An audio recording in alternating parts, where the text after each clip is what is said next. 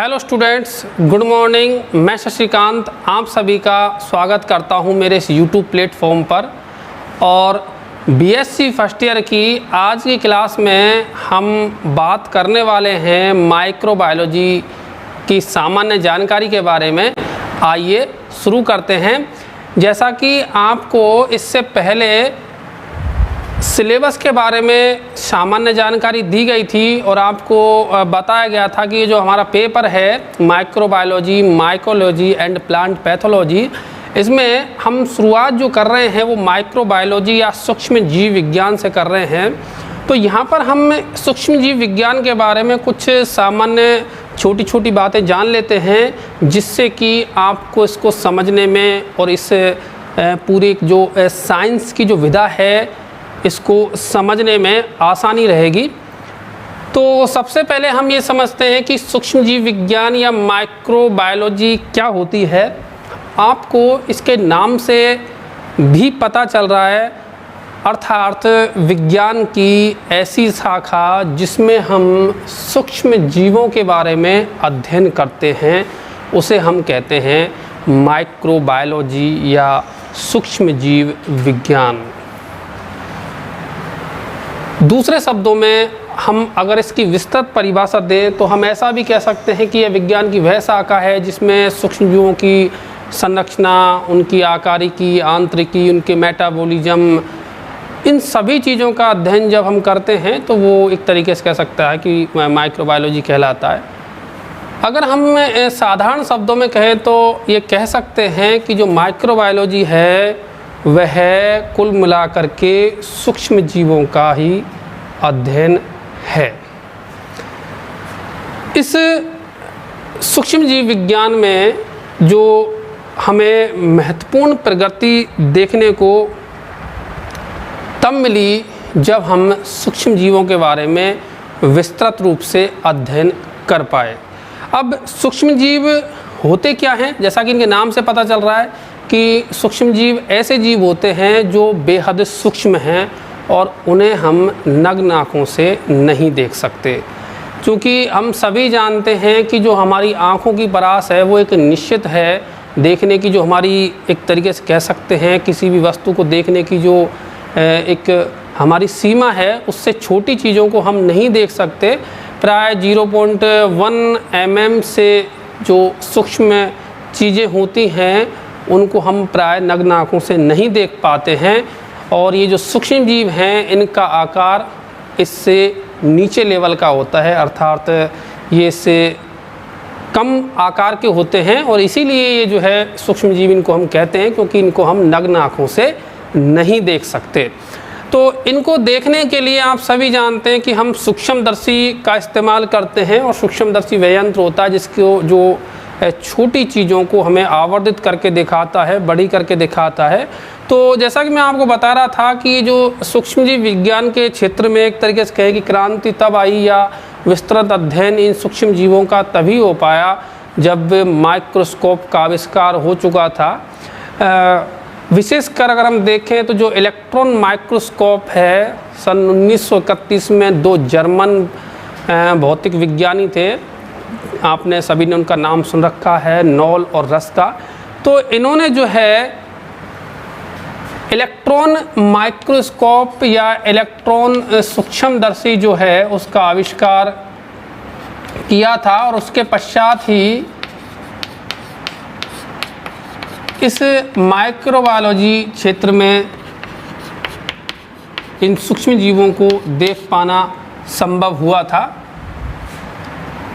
अगर हम अब इन सूक्ष्म जीवों के बारे में थोड़ी सी आगे बढ़ते हैं और ये जानते हैं कि ये सूक्ष्म जीव दरअसल कैसे होते हैं। आपने पहले की कक्षाओं में प्रोकैरियोटिक और यूकैरियोटिक कोशिकाओं के बारे में सुना होगा और आप ये जानकारी जानते हैं कि जो प्रोकैरियोटिक जो कोशिका होती है वो ऐसी कोशिका होती है जिसमें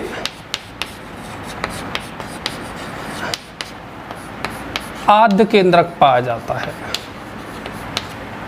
आद्य केंद्रक या इंसिपिएंट न्यूक्लियाई अर्थात प्राचीन टाइप का केंद्रक जिन कोशिकाओं में पाया जाता है उन कोशिकाओं को हम प्रोकैरियोटिक कोशिका कहते हैं।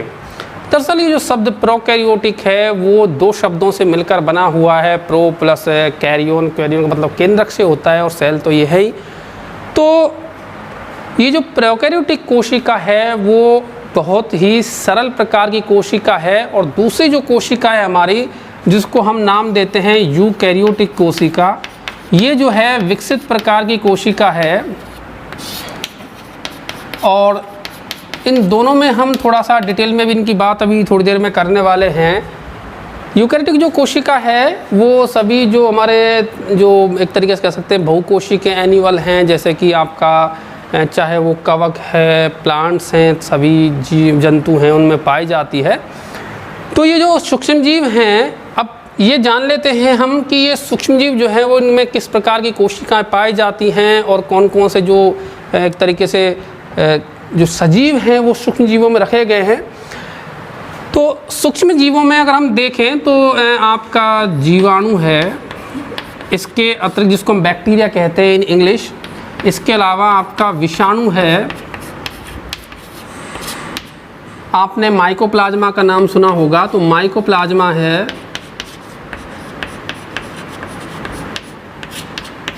इसके अलावा जो हमारे नील हरित शैवाल हैं, ब्लू ग्रीन जो एल्गी हैं, नील हरित शैवाल,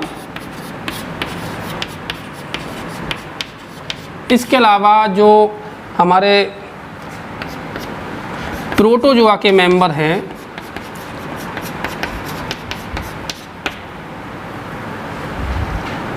इसके अतिरिक्त कुछ कवक हैं, ये सभी जो हैं सूक्ष्म जीव हैं क्योंकि इनको हम नग्न आँखों से नहीं देख सकते।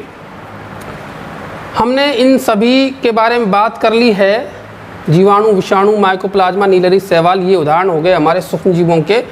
अब जब हम बात करते हैं जीवाणु की, विषाणु की, माइकोप्लाज्मा की, नीलहरित शैवाल की, तो हमारे मन में निश्चित तौर पर कोशिका जो है उसका सवाल उठता है, और इसीलिए मैंने आपको कोशिका को पूर्व में बता दिया है कि कोशिकाएं जो होती हैं वो दो प्रकार की होती हैं, प्रोकैरियोटिक कोशिका और यूकैरियोटिक कोशिका।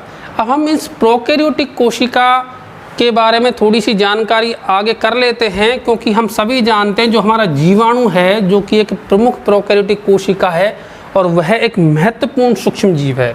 इसी तरीके से विषाणु भी एक जो है सूक्ष्म जीव है, हालांकि विषाणु जो है एक कोशिका नहीं है प्रॉपर। माइकोप्लाज्मा, नीलहरित शैवाल, प्रोटोजन्स, ये जो सभी सूक्ष्म जीव हैं इनमें हम देख सकते हैं कि इनमें से कुछ में जो है वो प्रोकैरियोटिक कोशिका पाई जाती है, जबकि कवक वगैरह जो प्रोटोजन्स हैं इनमें यूकैरियोटिक कोशिका हमें देखने को मिलती है। तो अब हम बात कर लेते हैं थोड़ी सी प्रोकैरियोटिक कोशिका के बारे में, क्योंकि माइक्रोबायोलॉजी जो है उसके अध्ययन में सबसे पहले हमारे लिए ज़रूरी हो जाता प्रोकैरियोटिक कोशिका के बारे में जानना, क्योंकि अगले जो आने वाली क्लासें हैं उनमें आप जीवाणु के बारे में एक विस्तृत विवरण पढ़ेंगे। तो जब जीवाणु के बारे में हम पढ़ेंगे जो कि एक बहुत ही महत्वपूर्ण सूक्ष्म जीव है, तो उससे पहले हमको प्रोकैरियोटिक कोशिका के बारे में जानना अति आवश्यक है, क्योंकि जीवाणु में आपके इसके अलावा नीलहरित शैवालों में इनमें प्रोकैरियोटिक कोशिका जो है पाई जाती है। और प्रोकैरियोटिक जो कोशिका है हमने यहाँ पर आप देख सकते हैं एक जीवाणु कोशिका जो कि एक प्रोकैरियोटिक कोशिका है, उसका यहाँ पर डायग्राम बनाया हुआ है। सबसे पहले हम कुछ महत्वपूर्ण करैक्टर जान लेते हैं प्रोकैरियोटिक कोशिका के बारे में। सबसे पहला, जैसा कि आपको मैंने बताया कि यह वह कोशिका होती है जिसमें प्रॉपर न्यूक्लियस का अभाव होता है, अर्थात हम कह सकते हैं कि यहाँ पर जो झिल्लीबद्ध केंद्रक है जो कि यूकैरियोटिक कोशिका में पाया जाता है वो यहाँ पर नहीं पाया जाएगा, वरन वह बिखरी हुई अवस्था में पाया जाता है। और साथ ही साथ हम तो कहने का मतलब ये हो गया कि प्रोकैरियोटिक जो कोशिका होगी उसमें आद्य प्रकार का केंद्रक पाया जाएगा, और इस आद्य प्रकार के केंद्रक को हम नाम देते हैं न्यूक्लियोइड या केंद्रकाव कहते हैं। केंद्रकाव का मतलब होगा केंद्रक जैसी संरचना, अर्थात वो केंद्रक नहीं है, केंद्रक जैसी संरचना है। तो इनमें न्यूक्लियोइड हमको देखने को मिलेगा। कई बार आपसे जो है ये सवाल पूछा जाता है कि प्रोकैरियोटिक कोशिका में पाए जाने वाला जो जेनेटिक मटेरियल है या केंद्र को क्या कहते हैं, तो आप उसका जवाब लिखेंगे केंद्रकाव या न्यूक्लियोइड। तो यहाँ पर आपको केंद्रकाव देखने को मिलेगा, देख सकते हैं आप डायग्राम में। देखिए ये जो है न्यूक्लियोइड हमें देखने को मिल रहा है, यहाँ पर केंद्रक नहीं है और ये बिखरी हुई अवस्था में पाया जाता है। जबकि यूकैरियोटिक कोशिका में जब आप देखेंगे तो वहाँ पर आपको ये बिल्कुल परिबद्ध रहेगा, धुरी झिल्ली से बद्ध संरचना के रूप में वहाँ पर केंद्रक पाया जाता है। यहाँ पर ऐसा नहीं पाया जाएगा। केंद्रक के बाद में हम बात कर लेते हैं और दूसरी जो है महत्वपूर्ण लक्षण की। प्रोकैरियोटिक कोशिका में जो हमें झिल्लीबद्ध जो कोशिकांग हैं, जैसे कि आपका माइटोकॉन्ड्रिया है या फिर अंतःद्रव्यी जालिका है, इसके अलावा जो और भी जो कोशिकांग हैं महत्वपूर्ण, जैसे कि आपका हरित लवक है, इन सब का अभाव रहता है और यूकैरियोटिक कोशिका में ये जो है सभी पाए जाते हैं। तो प्रोकैरियोटिक कोशिका में जो झिल्लीबद्ध जो कोशिकांग होंगे उनका यहाँ पर अभाव जो है हमें देखने को मिलेगा। झिल्लीबद्ध कोशिकांगों का यहाँ अभाव पाया जाता है। साथ ही साथ जो है यहाँ पर हमें रिक्तिका वगैरह भी जो है देखने को नहीं मिलती है। इसके अतिरिक्त इसमें जो कोशिका भित्ति पाई जाती है वह भी यूकैरियोट्स की भांति सेलुलोज से नहीं बनी होती है, वो अन्य अलग पदार्थों से जैसे कि म्यूकोपेप्टाइड वगैरह से बनी हुई होती है। इसके अलावा आप यहाँ देख सकते हैं कि जो यहाँ राइबोसोम के बारे में भी एक महत्वपूर्ण कैरेक्टर आपको बता दें कि यहाँ जो राइबोसोम होंगे वो राइबोसोम जो पाए जाएंगे वो 70S प्रकार के राइबोसोम यहाँ पर देखने को हमें मिलते हैं। और बाहर जो है बैक्टीरियल कोशिका में कैप्सूल भी पाया जाता है, फ्लैजिलम भी पाया जाता है। साथ ही साथ आप एक चीज़ और देख सकते हैं, यहाँ पर प्लाज्मिड लिखा हुआ है। ये प्लाज्मिड जो है एक्स्ट्रा न्यूक्लियर या जो आपका न्यूक्लियोइड है उससे अलग डीएनए से निर्मित संरचनाएं होती हैं, इसमें भी जो है जीन पाए जाते हैं। तो इस तरीके से जो प्रोकैरियोटिक कोशिका हैं उनमें प्लाज्मिड जैसी संरचनाएं भी यहाँ पर पाई जाती हैं। तो ये तो बात हुई जो है प्रोकैरियोटिक कोशिका की, जिसमें हमने जान लिया इसके प्रमुख लक्षणों को, जिसमें यही था कि जो केंद्रक है वो न्यूक्लियोइड के रूप में, झिल्लीबद्ध जो कोशिकांग है उनका अभाव पाया जाता है। साथ ही साथ जो है यहाँ पर 70S प्रकार के राइबोसोम हमें देखने को मिलते हैं। तो ये कुछ महत्वपूर्ण जो है इसके कैरेक्टर्स हैं। साथ ही साथ इसमें जो है जो सेल वॉल होगी वो भी अलग प्रकार से बनी हुई होती है। न्यूक्लियर मैटर जो है इसका वो पूरे इसमें बिखरा हुआ रहता है। माइटोकॉन्ड्रिया जैसी संरचना यहाँ पर नहीं पाई जाएगी, उसके स्थान पर अन्य संरचनाएं पाई जाती हैं। इसके विपरीत यूकैरियोटिक जो कोशिका होती है उसमें ये जो हमने बताए सारे लक्षण मौजूद रहते हैं। और जनन के संदर्भ में भी हम बात करें तो प्रोकैरियोटिक जो कोशिका होती है वह कोशिका यूकैरियोटिक कोशिका की तरह लैंगिक या अलैंगिक जनन नहीं दर्शाती है, वरन यहाँ पर एमाइटोसिस जो है हमें देखने को मिलता है। तो ये तो बात हो गई एक तरीके से कहें कि हम प्रोकैरियोटिक कोशिका के बारे में। इतना सब जान लेने के बाद हम बात कर लेते हैं जीव जगत के वर्गीकरण के बारे में कि किस तरीके से जो है जीवों का वर्गीकरण शुरुआती स्तर पर दिया गया था वैज्ञानिकों के द्वारा। आप पहली कक्षाओं में जो कक्षा 11वीं और 12वीं है उसमें पढ़ते आए होंगे कि जो है वैज्ञानिकों के द्वारा 2 जगत प्रणाली, त्रिजगत प्रणाली, चतुर्जगत प्रणाली, पंचजगत प्रणाली दी गई थी। तो पहले जो है जो साइंटिस्ट थे या पहले के जो लोग थे वो मुख्यतः पादप और जंतु के रूप में सजीवों को मानते थे या जानते थे, अर्थात प्रांटी और एनिमेलिया जो है वो प्रमुखतः 2 वर्ग हुआ करते थे। एक तीसरा वर्ग जो है अर्नेस्ट हेकल ने इसमें ऐड किया था प्रोटिस्टों का। हालांकि जो सबसे अंतिम और जो सबसे मान्य और अच्छा वर्गीकरण जो है आप सभी जानते हैं R.H. व्हीटेकर के द्वारा दिया गया था, जिसको हम 5 जगत प्रणाली या 5 किंगडम सिस्टम के नाम से भी जानते हैं।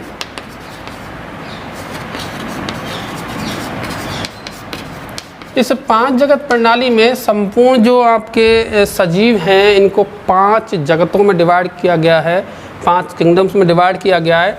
इसमें सबसे पहला जो है वो रखा गया है मोनेरा को। मोनेरा में सभी जो प्रोकैरियोटिक जीव हैं उनको सम्मिलित किया गया है। आपको इनके बारे में बताने से पहले मैं थोड़ा सा यह बताना चाहूँगा कि जो जीव जगत की जो 5 किंगडम सिस्टम है, वर्गीकरण की प्रणाली है, वो R.H. व्हीटेकर के द्वारा दी गई थी। व्हीटेकर के द्वारा ये दी गई थी और R.H. व्हीटेकर ने पूरे जो सजीव जगत है उसको 5 जगत में डिवाइड किया गया था।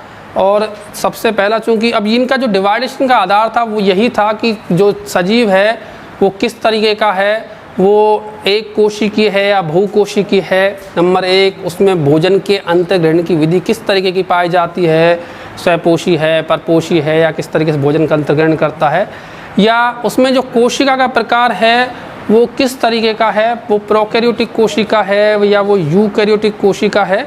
तो इन तीनों आधार पर जो है व्हीटेकर ने इनको 5 जगतों में डिवाइड किया था, जिसमें पहला था आपका मोनेरा। तो मोनेरा के बारे में देख लेते हैं। मोनेरा में जैसा कि मैंने आपको सभी बताया कि अभी इसमें सभी जो है प्रोकैरियोटिक जो जीव हैं उनको सम्मिलित किया गया है। जो सभी प्रोकैरियोटिक जीव हैं जैसे कि जीवाणु है या और जो नील हरित शैवाल हैं, उनको प्रोकैरियोटिक जो जीव हैं उनको इन्होंने मोनेरा में रखा था। इन मोनेरा जगत के जो प्राणी हैं या जो सूक्ष्म जीव हैं उनमें भोजन की अंतर्ग्रहण जो विधि है वो प्राय नहीं पाई जाती और ये प्रोकैरियोटिक कोशिकाएं होती हैं, बिल्कुल सरल प्रकार की ये कोशिकाएं होती हैं। दूसरे में इन्होंने रखा था प्रोटिस्टा। प्रोटिस्ट में इन्होंने एक कोशिकीय जो जीव थे, यूकैरियोटिक जीव, एक कोशिकीय यूकैरियोटिक जीवों को सम्मिलित किया और जिनमें प्रकाश संश्लेषण के द्वारा भोजन का निर्माण होना पाया जाता है। साथ ही साथ जो है ये भोजन का निर्माण चूँकि कर लेते हैं तो स्वपोषी भी होते हैं। तो इसमें इन्होंने रखा था विशेषकर शैवाल को, इसमें शैवाल, कवक, इसके अलावा प्रोटोजुअन्स, इन सभी को रखा था। इनमें भोजन जो है अंतर्ग्रहण द्वारा ये ग्रहण करते हैं और इनमें जो भोजन है वो स्वपोषी परपोषी दोनों ही विधियों से ये बना सकते हैं। तो ये तो बात थी आपके दूसरे प्रोटिस्टों की। तीसरा जो जगत था इसमें वो था फंजाई या कवक का। कवक जैसा कि आप सभी जानते हैं, कवक जो है एक तरीके से कह सकते हैं कि हम ऐसे सूक्ष्म जीव हैं जो अपना भोजन स्वयं नहीं बनाते हैं वरन दूसरों के ऊपर ये निर्भर रहते हैं और विषम पोषी तरीके से ये पोषण जो है लेते हैं। और ये कवकों में चूँकि हरित लवक नहीं पाया जाता इसलिए प्रकाश संश्लेषण की क्रिया भी इनमें नहीं होती है। कवक के बाद में जो चौथा था वो था प्लांटी। प्लांटी में सभी जो पादप हैं, उच्च जो पादप हैं जैसे ब्रायोफाइट, टेरिडोफाइट, जिम्नोस्पर्म, एंजियोस्पर्म, इन सभी जो कि प्रकाश संश्लेषण द्वारा भोजन का निर्माण करते हैं, इन सभी को जो है रखा गया था। और लास्ट में है आपका एनिमेलिया। एनिमेलिया जो जगत है उसमें सभी जो जंतु हैं उनको रखा गया है जो आपके बहुकोशिकीय जो सजीव हैं, चाहे वो सिलेंटेटा, हेमिकोडेटा, कोडेटा, जो भी हैं सभी लगभग सभी जो उच्च स्तर तक के जंतु हैं लेकर के छोटे से लेकर के मनुष्य तक के सजीव इसमें रखे गए हैं। तो ये तो बात हुई आपके जीव जगत के वर्गीकरण के 5 किंगडम सिस्टम की, जो कि R.H. व्हीटेकर के द्वारा दी गई थी। तो ये एक सामान्य जानकारी जो है हम इस क्लास में ले रहे हैं 5 किंगडम सिस्टम के बाद में। अब हम बात कर लेते हैं माइक्रोबायोलॉजी की कौन कौन सी शाखाएं हैं या ब्रांचेज हैं, अर्थात सूक्ष्म जैव विज्ञान की शाखाएं। तो जिस तरीके से प्रत्येक विज्ञान की जो है कार्य क्षेत्र अलग अलग होते हैं, ठीक उसी प्रकार जो माइक्रोबायोलॉजी है उसका कार्य क्षेत्र भी काफ़ी व्यापक है और उसी हिसाब से इसकी काफ़ी सारी शाखाएं भी जो है विकसित हुई हैं। यहाँ पर हम बात कर लेते हैं कुछ मुख्य शाखाओं की माइक्रोबायोलॉजी की। में से जैसे मान लीजिए हम देखते हैं, एक है एयर माइक्रोबायोलॉजी। एयर माइक्रोबायोलॉजी में जो है हम वायु में पाए जाने वाले जो विभिन्न सूक्ष्म जीव हैं उनके बारे में अध्ययन करते हैं। जो वायु में जो सूक्ष्म जीव जो हवा के साथ मौजूद हैं और हमारे लिए किस तरीके से लाभदायक, हानिकारक, उन सभी का अध्ययन जिस विज्ञान की, जिस माइक्रोबायोलॉजी की शाखा में हम करते हैं उनको हम एयर माइक्रोबायोलॉजी में अध्ययन करते हैं। इसके बाद अगर हम देखें तो फूड माइक्रोबायोलॉजी। फूड माइक्रोबायोलॉजी आप सभी जानते हैं कि माइक्रोबायोलॉजी जो है वो फूड से भी बहुत ज़्यादा रिलेटेड है, क्योंकि सूक्ष्म जीवों का हमारे भोजन के संबंध में विशेष योगदान है, चाहे वो इनको दूषित करने में हो, चाहे कुछ नई चीज़ों के बनाने में हो। जैसा कि आप सभी जानते हैं, हम दूध से दही बनाते हैं तो उसमें जीवाणु जो है उस काम को करते हैं, लैक्टोबैसिलस उसमें काम आते हैं। इसके अलावा जो हमारा भोज्य पदार्थ है वो समय के साथ उसका ख़राब होना या सड़ जाना, इस तरीके से दूषित हो जाना, इसमें भी सूक्ष्मजीवों का रोल है। तो इन सब क्रियाओं के बारे में माइक्रोबायोलॉजी की जिस शाखा में हम उनको अध्ययन करते हैं उसको हम कहते हैं फूड माइक्रोबायोलॉजी। इसके अलावा जो हम खाद्य पदार्थों का निर्माण भी करते हैं तो वो सब फूड माइक्रोबायोलॉजी के तहत आता है। इसके अलावा एक इंडस्ट्रियल माइक्रोबायोलॉजी भी होती है, जिसमें हम तमाम जो उद्योगों में जो सूक्ष्मजीव काम में आ रहे हैं, जो हमें औद्योगिक उत्पाद प्राप्त कर रहे हैं, उन सबके जो सूक्ष्मजीव हैं उनके अध्ययन जो है जिस सूक्ष्मजीव विज्ञान की शाखा में हम करते हैं उसको हम कहते हैं इंडस्ट्रियल माइक्रोबायोलॉजी। इसके अलावा जो है और भी देखो हम शाखाओं के नाम लिख सकते हैं। सॉइल माइक्रोबायोलॉजी, सूक्ष्मजीव जो है मृदा में आप सभी जानते हैं बहुतायत में पाए जाते हैं। मृदा में बहुत सारी क्रियाएं सूक्ष्मजीवों की द्वारा संपन्न होती रहती हैं। जैसे कि आपने एक महत्वपूर्ण क्रिया के बारे में सुना होगा कि कुछ जो लेग्यूमिनेसी कुल के पादप हैं उनकी जड़ों में राइजोबियम पाए जाते हैं, वो नाइट्रोजन स्थिरीकरण का कार्य करते हैं। तो आप देख सकते हैं कि बैक्टीरिया का जो रोल है वो वहाँ पर भी है। तो ऐसे में जो मृदा के अंदर जो सूक्ष्मजीव पाए जा रहे हैं उनके बारे में विस्तृत जानकारी करना जो है हमें किस ब्रांच के तहत आएगा? Soil microbiology. इसके अलावा जो है डेयरी प्रोडक्ट से संबंधित जो हम सूक्ष्मजीवों का अध्ययन करते हैं वो डेयरी माइक्रोबायोलॉजी के तहत हम अध्ययन करते हैं। नेक्स्ट जो है हमारा सीवेज माइक्रोबायोलॉजी या वाहित मल सूक्ष्म जैविकी। सीवेज और जो कचरा निस्तारण से संबंधित जो चीज़ें हैं उसमें भी सूक्ष्मजीवों का एक अहम योगदान है। तो इससे संबंधित जो शाखा है हमारी वो सीवेज और जो है माइक्रोबायोलॉजी है। इसके अलावा हमारी नेक्स्ट जो ब्रांच है वो है मेडिकल माइक्रोबायोलॉजी। मेडिकल माइक्रोबायोलॉजी में हम सूक्ष्मजीवों और उनका औषधीय क्षेत्र में या बीमारियों के निदान में क्या योगदान हो सकता है, क्या योगदान है और उनसे किस तरीके से हम एंटीबायोटिक्स प्राप्त कर सकते हैं, इन सभी चीज़ों का जो अध्ययन है हम करते हैं मेडिकल माइक्रोबायोलॉजी में। क्योंकि आप सभी जानते हैं एंटीबायोटिक्स के निर्माण में सूक्ष्मजीव ही जो है वो सबसे ज़्यादा योगदान देते हैं।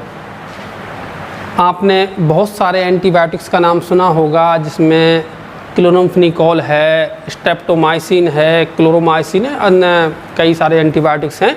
तो ये जो एंटीबायोटिक्स हैं वो इन सूक्ष्मजीवों के द्वारा ही प्राप्त किए जाते हैं। तो ऐसे में इन सब चीज़ों का जो अध्ययन हम जिस शाखा में करते हैं उसको मेडिकल माइक्रोबायोलॉजी कहते हैं। नेक्स्ट जो है हमारी एक्वेटिक या जलीय माइक्रोबायोलॉजी।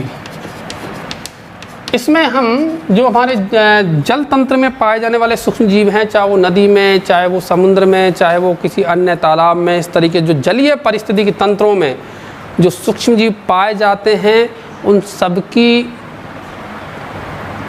ऑल ओवर रिएक्शंस का अध्ययन करना एक्वेटिक माइक्रोबायोलॉजी कहलाता है। और ये जो है इसके अलावा जो नेक्स्ट ब्रांच हम ले सकते हैं वो है स्पेस माइक्रोबायोलॉजी। स्पेस माइक्रोबायोलॉजी जैसा कि आपको नाम से पता चल रहा है अंतरिक्ष सूक्ष्म जैविकी। इसमें जो अंतरिक्ष में क्या संभावनाएं हो सकती हैं सूक्ष्म जीव विज्ञान से जुड़ी हुई, अर्थात वहाँ पर सूक्ष्म जीव विद्वान हैं या नहीं हैं, अगर हैं तो वो कौन कौन से, इन सब चीज़ों के बारे में जो जानकारी करना है वो स्पेस माइक्रोबायोलॉजी के अंतर्गत आता है। इस सभी ब्रांचों के अतिरिक्त और भी माइक्रोबायोलॉजी की अप्लाइड ब्रांचेज हो सकती हैं, जो कि उनके कार्य क्षेत्र के हिसाब से भिन्न भिन्न हैं। यहाँ हमने बात करी है कुछ महत्वपूर्ण जो शाखाएं हैं माइक्रोबायोलॉजी की, उसके बारे में। स्टूडेंट्स, ये आज की जो क्लास हमारी थी वो थी मुख्य तौर पर माइक्रोबायोलॉजी के बारे में एक सामान्य जानकारी प्रदान करने के बारे में थी। इससे अगली कक्षा में हम और भी जो है इसके बारे में डिटेल से पढ़ेंगे। टॉपिक वार जो है क्लासें यहाँ से आगे संचालित होंगी। मैं आपको यहाँ पर बीच में एक बात और जो है बताना चाहूँगा कि जो माइक्रोबायोलॉजी है उसके जो पिता कहे जाते हैं एंटोनी वॉन ल्यूवेनहॉक कहे जाते हैं, क्योंकि उन्होंने बहुत सारा योगदान दिया है। हमारे एक अलग से वीडियो इस संदर्भ में आएगा जिसमें हम आपको बताएंगे कौन कौन से वैज्ञानिकों ने कौन कौन सी खोजें करी और उनका माइक्रोबायोलॉजी के क्षेत्र में क्या योगदान रहेगा। तो उस पर हम जो है इन वैज्ञानिकों के बारे में डिटेल में चर्चा करेंगे और अलग से एक वीडियो जो है हमारा आएगा जीवाणुओं के ऊपर, विषाणुओं के ऊपर। तो सब में जो है हम इन चीज़ों के बारे में बात करेंगे। यहाँ केवल आज हमने माइक्रोबायोलॉजी और उसका क्या कार्य क्षेत्र हो सकता है, उसकी क्या ब्रांचेज हैं और उसके बारे में सामान्य प्रोकैरियोटिक यूकैरियोटिक कोशिका के बारे में जानकारी प्राप्त की। आप सभी ने इस क्लास को देखा, आपको इसके लिए बहुत बहुत धन्यवाद। आप मेरे चैनल को सब्सक्राइब करें ताकि आप लेटेस्ट जो वीडियो जो हम डालते हैं उनका नोटिफिकेशन प्राप्त करते हैं। साथ ही साथ वीडियो को लाइक और शेयर करना नहीं भूलें। Thank you.